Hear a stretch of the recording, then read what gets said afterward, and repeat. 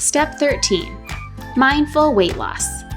Once you start to form these mindful eating habits, you'll start to get healthier from the inside out. You'll start to feel more satisfied, less likely to overeat, and your extra weight will magically disappear. Remember, we get healthier from the inside out, and we have to be patient. We have to enjoy the process and not just the destination.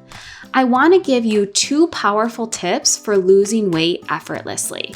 These 2 things are the 12-hour fast and upgrading quality of your ingredients. I typically have everyone I work with who's trying to lose weight start with these 2 simple rules. Let's start with the 12-hour fast. Typically, I recommend a 12 to 14-hour fast. I don't recommend fasting during the day or intermittent fasting. Most of the time, I find that this is hard to sustain and most people struggle with low energy.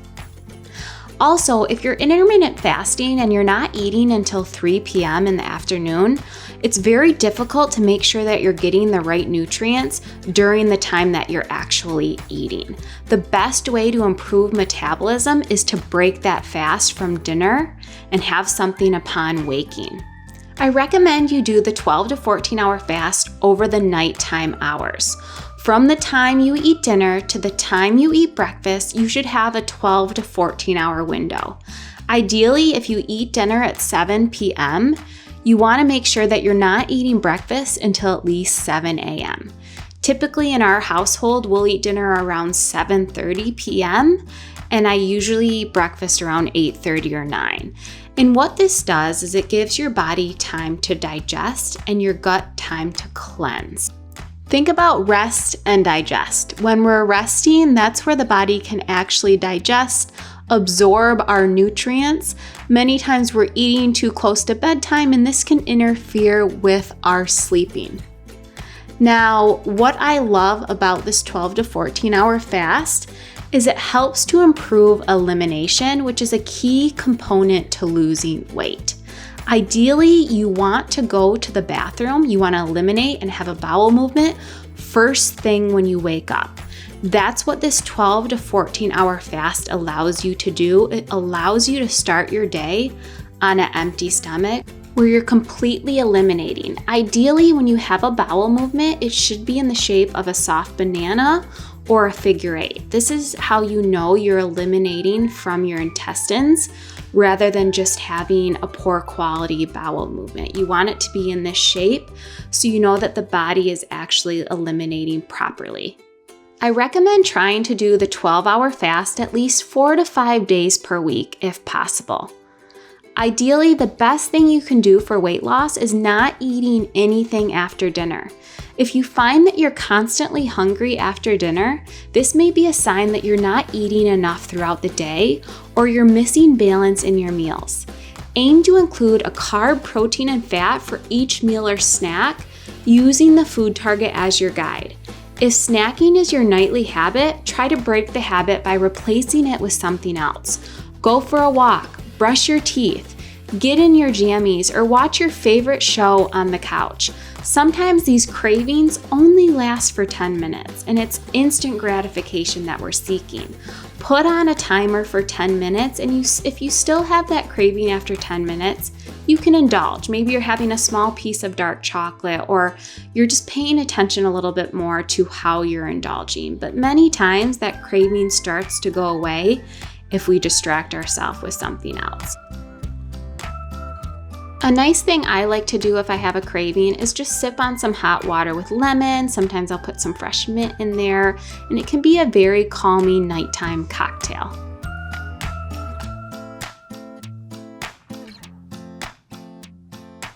The second rule of mindful weight loss is upgrading ingredients. When it comes to weight loss, many people try to look for low calorie or low fat foods. But when products are low in calories and fat, many times they're higher in other fillers like sugar, corn, soy, or even artificial flavors. Many gluten-free products are even worse than non-gluten-free items due to the processing involved in removing the gluten and the addition of corn, rice, soy, or other processed grains to replace that gluten. What happens when you start to eat these processed foods that are just empty calories? the body doesn't feel nourished and satisfied, leading to overeating, even more empty calories. Whatever it is you eat the most of, the key is to upgrade the quality of the ingredients by choosing items as close to the source as possible. Remember that food isn't just calories, it's information. It talks to your body, it tells it what to do.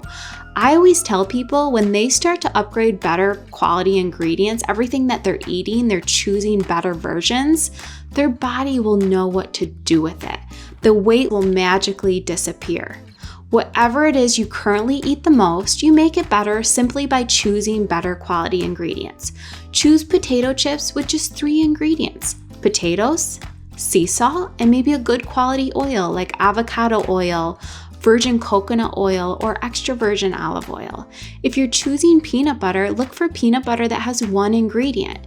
Ingredients you can't pronounce will not be real food. They will be food-like items made in a lab that your body has no idea what to do with.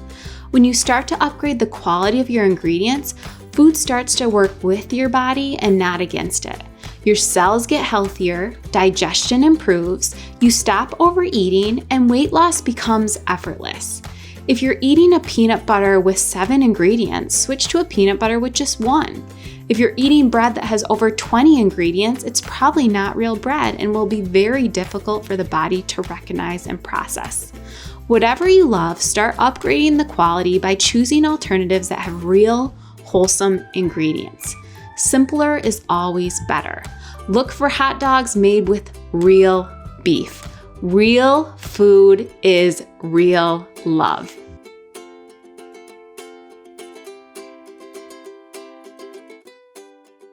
A couple more side notes when it comes to weight loss is limiting alcohol if weight loss is your goal. Alcohol does not metabolize the same way as food, and the extra calories can quickly get stored as fat. Alcohol can make it difficult to fall into a deep sleep, which can stimulate our hunger hormones like cortisol and ghrelin, which makes us crave high-fat, high-carb foods. On top of this, alcohol can also cloud our judgment and interfere with making healthier choices or being more mindful when it comes to eating. Typically, when we have been drinking, we don't crave a nice healthy green salad. Instead, we want a burger and french fries or a few slices of pizza. Typically, I recommend for people to limit their drinking to 1 to 2 glasses of wine on the weekend if weight loss is the goal, knowing that most people don't want to give this up completely. You can use alcohol when it comes to your 80-20 rule, using alcohol in your 20% of the time and planning ahead for those occasions. If you're drinking alcohol every night and weight loss is your goal, it's going to be very difficult to lose weight. Another important note when it comes to weight loss is getting a good night's sleep. Ideally, you need anywhere between 8 to 9 hours. 8 is your goal. When the body doesn't get enough sleep, as I mentioned, it produces a hormone called ghrelin that makes us crave high-fat, high-carb foods, and it makes it very difficult to lose weight and live our happiest self. When we get a good night's sleep, we feel much more satisfied and less likely to overeat.